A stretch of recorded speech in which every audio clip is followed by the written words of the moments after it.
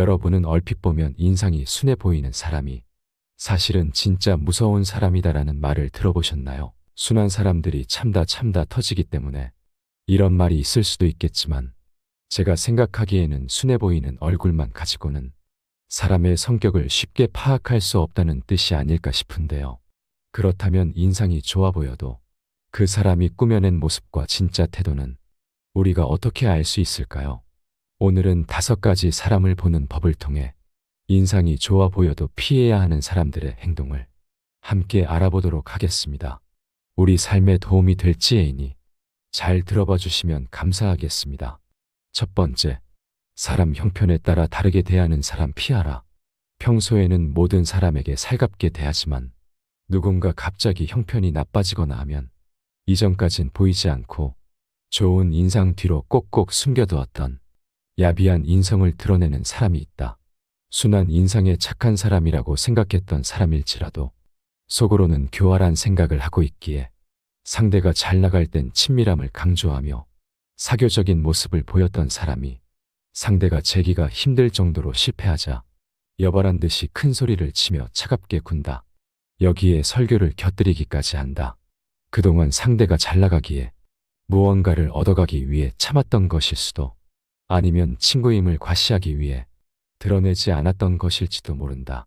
겉으로는 좋아하는 체하고 상대의 도움을 받기까지 했지만 속으로는 누구보다 부러워하고 샘을 내며 상대방이 실패하는 모습을 보고 싶다는 못된 심리가 작동하는 사람이 있다. 사람인 이상 남을 부러워하는 것은 당연할 수 있지만 그 사람의 실패를 바라기까지 하는 사람은 멀리하는 것이 좋다. 상대가 아무리 인품이 좋고 자신에게 잘해주더라도 실패를 바라는 당장 걸을 사람들은 자기가 상대를 누를 수 있다는 확신이 들면 그 순간 태도가 돌변한다. 그동안 보인 모습은 꾸며낸 모습이고 진정한 자기 모습이 아니었던 것이다. 상대방을 친구로 보기보다는 누르고 싶은 사람으로 보고 있었던 것이고 그때까지 무언가 콩고물이라도 받아먹으려는 비겁한 사람인 것이다. 또한 상대가 잘못됐을 때 자기에게도 피해가 올까봐 차갑게 벽부터 치는 사람도 있다. 또는 상대방이 잘 안 되고 있을 때 귀찮아하는 태도를 노골적으로 보이며 거리를 두며 손절하려는 사람이 있다. 이전까지 따뜻한 사람이라고 생각했던 사람이 보이는 행동이라고는 상상하기 어렵다. 이미 망해버린 친구는 이젠 별 볼 일 없으니 더는 상대하고 싶지 않은 마음이기에 이런 행동을 부담없이 보이는 것이다. 이럴 때 상대는 극도의 배신감을 느끼게 된다. 갑자기 태도가 돌변하는 사람 앞에서 그동안의 모습이 가짜였다는 생각에 배신감을 느끼고 자신이 이런 사람을 친구라고 여겨왔다는 것에 비로소 후회하고 자신의 어리석음을 통감한다. 이런 사람은 참으로 교활한 사람으로 보여지는 인상이나 성격만으로는 구분하기 어렵다. 참 냉정하고 철저히 계산적이기까지 하기에 이런 사람은 처음부터 알기는 어렵고 오랜 시간 함께 지내며 여러 상황을 보내봐야 그제서야 비로소 알 수 있다. 그런데 우스운 것은 이렇게 교활하고 계산적인 사람은 같은 부류의 사람을 만나는 경우가 많다는 것이다. 시간이 지나며 어떤 사람인지 주변에 서서히 알려지게 되며 그렇기에 좋은 사람들은 멀어지며 남아있는 계산적인 사람들만 주변에 모이고 그때부터 남을 이용하는 것이 어려워지기에 일이 잘 안 풀리는 느낌을 받으며 더 높은 곳으로 올라가는 것에 제동이 걸린다. 남의 마음에 피눈물 나게 하는 사람은 그것이 점점 쌓이기에 자신의 복을 점점 까먹는 업보로 돌아오기 쉽다. 상대방이 회사에서 잘렸다거나 자신이 상대적으로 더 좋은 직업을 얻었을 때 잘 산다고 봤던 상대의 사업이 잘 안 풀릴 때 보통은 상대방을 위로하지만 교활한 사람들은 이를 은근히 조롱하고 자기 자신이 더 잘 나가고 있음을 부각시킨다. 그동안 참아왔던 속마음을 드러내는 것이다.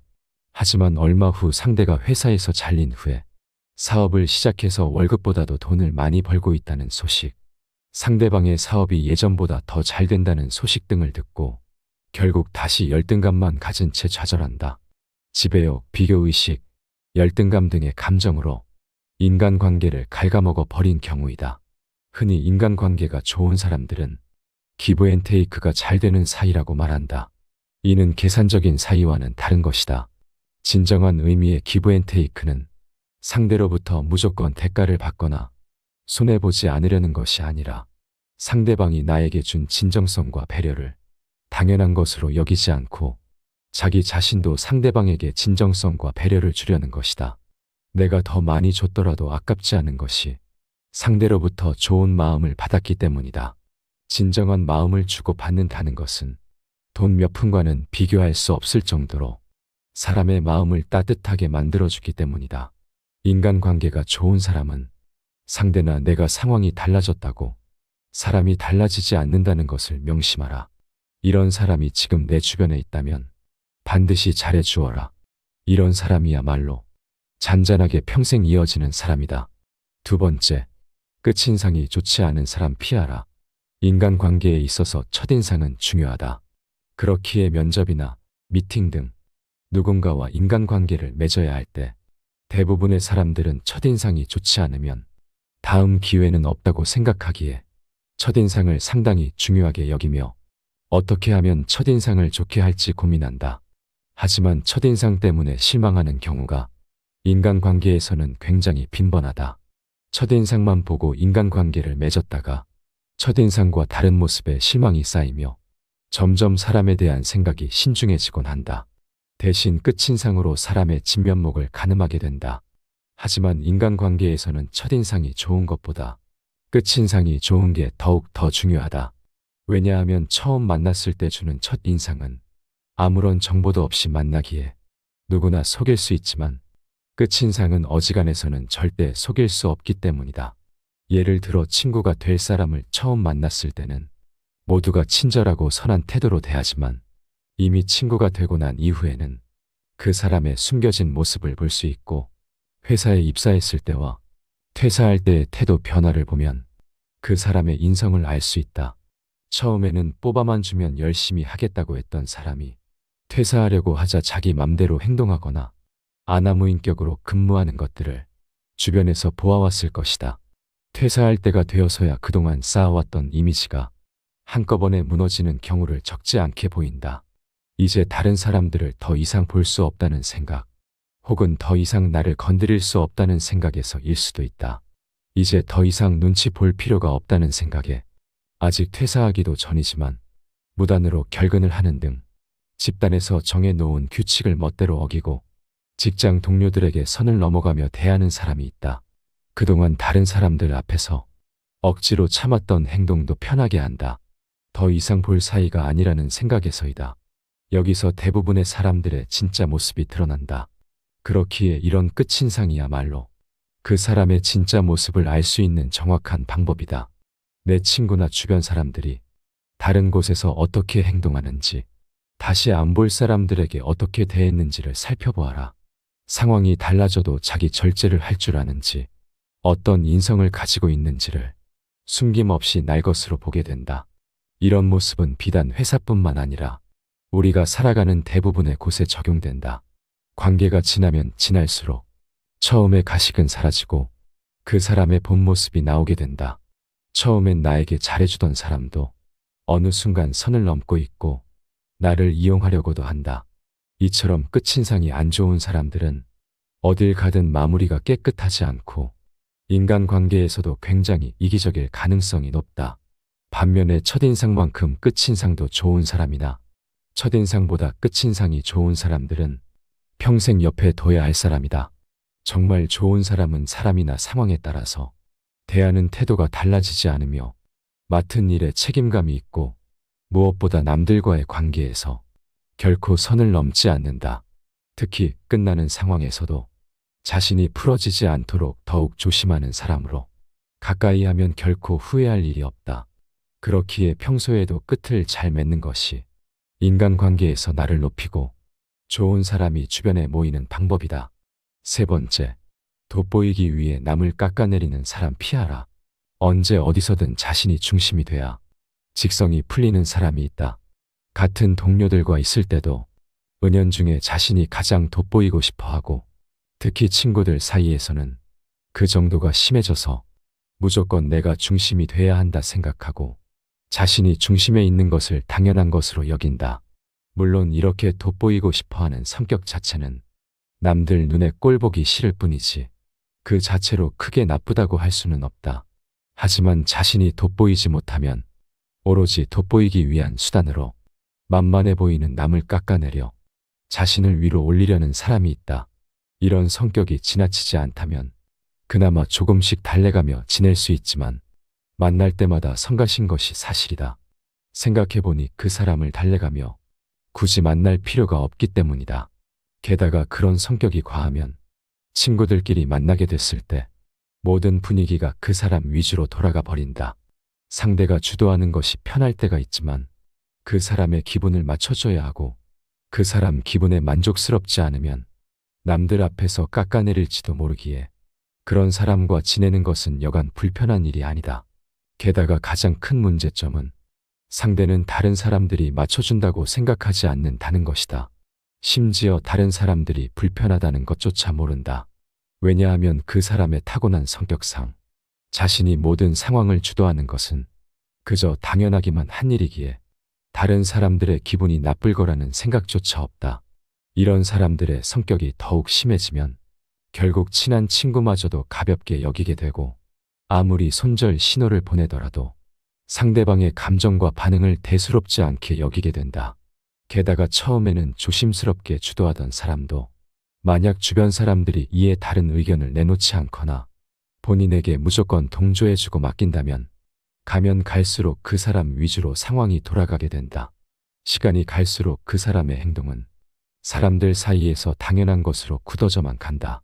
누군가는 이런 성격을 보고 남자다운 성격이니 화끈한 성격이니 하며 근성이 있고 지고는 못 사는 성격이라고 말하는데 결코 그런 성격으로 포장할 수 있는 것이 아니다.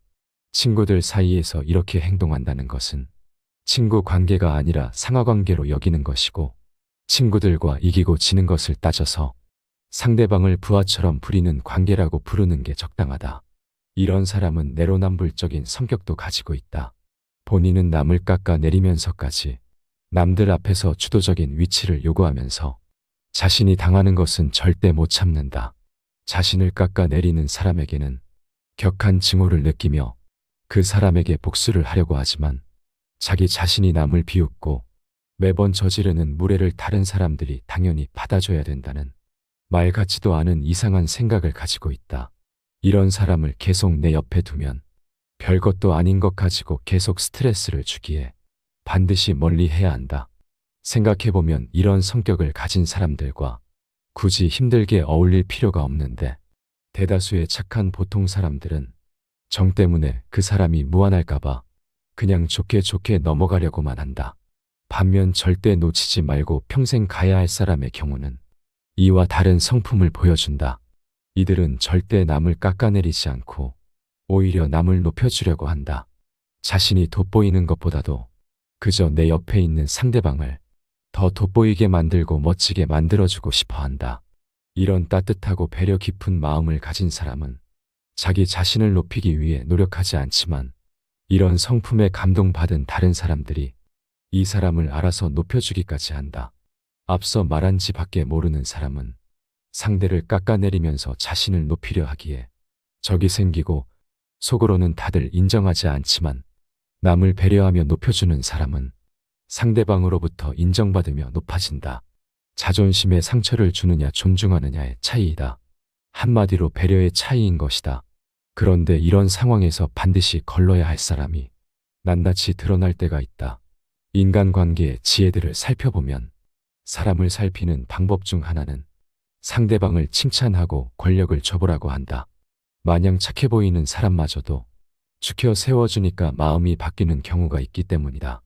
모두가 그런 것은 아니지만 걸러야 하는 사람일수록 누군가 죽여 세워주면 기고만장해지고 상대를 쉽게 여긴다.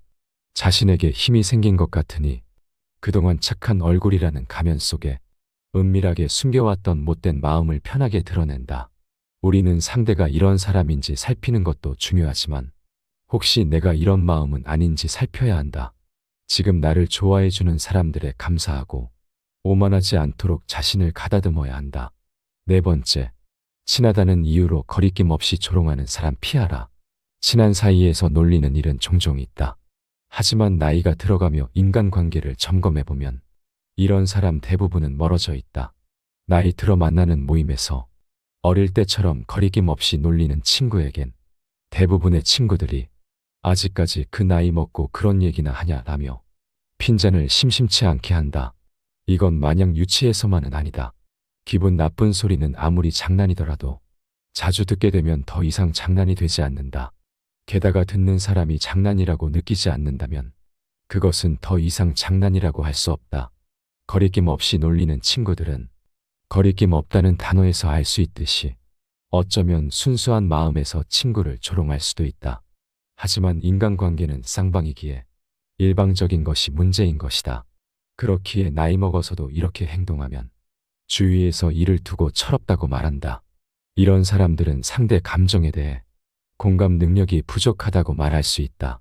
여러 인간관계의 저서들을 살펴보아도 같은 의견을 말하고 있는데 남에게 공감하지 못하는 사람들은 대부분 친하다는 이유로 거리낌 없이 상대방을 놀린다고 한다. 상대방의 아픔은 안중에도 없기에 심지어 다른 사람들 앞에서도 친구의 단점과 아픈 곳을 찌른다.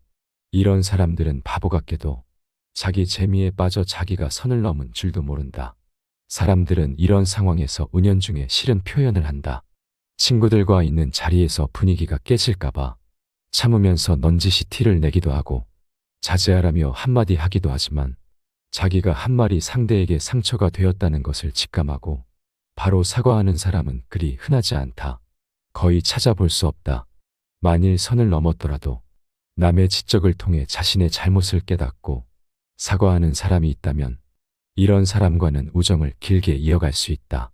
반면 미동도 하지 않는 사람이 있는데 이런 사람은 최악의 사람이다. 자신의 이야기가 제대로 먹혔다는 생각에 더 크게 떠들고 다른 주제로 조롱하고 이런 걸로 기분 나빠하냐는 반응을 하기도 한다. 거리낌 없이 조롱한 본인이 잘못이거늘 그걸 받아주지 못하는 상대방에게 옹졸하다며 분위기를 깬다며 장난도 못 받아주냐며 오히려 역정을 낸다. 이는 전적으로 자신의 책임을 상대에게 떠넘기는 최악의 행동이다. 내가 남을 조롱하지 않았다면 결코 일어나지 않았을 일이었기 때문이다.